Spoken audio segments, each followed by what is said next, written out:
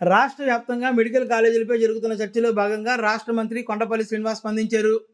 PPP విధానం అంటే privatisation కాదని, పబ్లిక్ ప్రైవేట్ పార్ట్నర్షిప్ మోడల్ని వివరించారు. తెలుగుదేశం పార్టీ కార్యాలయంలో విజయనగరం పార్లమెంటు నియోజకవర్గం అధ్యక్షులు కిమిడి నాగార్జునతో కలిసి ఏర్పాటు చేసిన మీడియా సమావేశంలో పబ్లిక్ ప్రైవేట్ పార్ట్నర్షిప్ మోడ్ గురించి పూర్తిగా వివరించారు. గౌరవ ముఖ్యమంత్రి గారు ఆలోచించి ఈ మోడల్ తీసుకొచ్చి మిగతా ఉన్నటువంటి మెడికల్ కాలేజీలు అన్నీ కూడా కంప్లీట్ చేయమని చెప్తున్నారు. దీన్ని నిన్న బొత్స సత్యనారాయణ గారు కూడా ఇదే విషయం మీద ప్రెస్ మీట్ పెట్టారు. ఆ విషయం ఆయన కూడా, ఎందుకంటే ఆయనకు కూడా తెలుసు ఇక్కడ మెడికల్ కాలేజ్ ఎలాగొచ్చిందని, ఏ మోడల్లో ఇక్కడ మెడికల్ కాలేజ్ ఎస్టాబ్లిష్ చేశారు కూడా ఆయనకు కూడా తెలుసు కదా. ఆయన కూడా మరి ఆయన పార్టీ విధానం ఏంటో తెలియదు, కానీ ఆయన కూడా దీన్ని ఖండించే పరిస్థితి చేస్తున్నారంటే అది ఆయన విజ్ఞతకు వదిలేస్తున్నాను. ఎందుకంటే ఈరోజు విజయనగరం మనం నాబార్డ్ ఫండ్స్, రూరల్ ఫండ్స్ని తెచ్చుకున్నాం. విజయనగరం అవుట్స్కట్స్లో మెడికల్ కాలేజ్ ఎందుకు కట్టుకున్నాం అంటే అవి రూరల్ ఫండ్స్. ఆ రూరల్ ఫండ్స్తోనే మెడికల్ కాలేజ్ ఎస్టాబ్లిష్ చేశారు.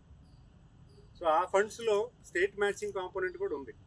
ఇప్పుడు ఇంకా బిల్డింగ్ అవ్వలేదు. బిల్డింగ్స్ కాలేజ్ అయితే స్టార్ట్ చేశాం, కానీ ఇంకా దానికి 500-600 కోట్ల పని ఇంకా ఉంది దానికి.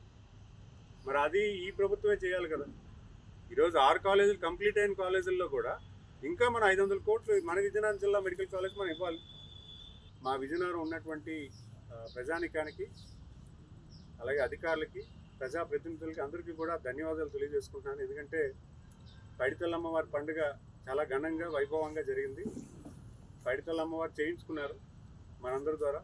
ఎటువంటి ఇబ్బంది లేకుండా, ఎటువంటి చిన్న మార్పు కూడా లేకుండా, లక్షలాది మంది మన విజయనగరం వచ్చినా కూడా ఎవరికి ఇబ్బంది లేకుండా తల్లి దయవించి మనందరినీ కూడా మంచిగా పండుగని ఆహ్వాదించేలాగా చేసుకున్నారనే సంగతి మీ అందరూ కూడా తెలియజేసుకుంటూ ధన్యవాదాలు తెలియజేసుకుంటున్నాను.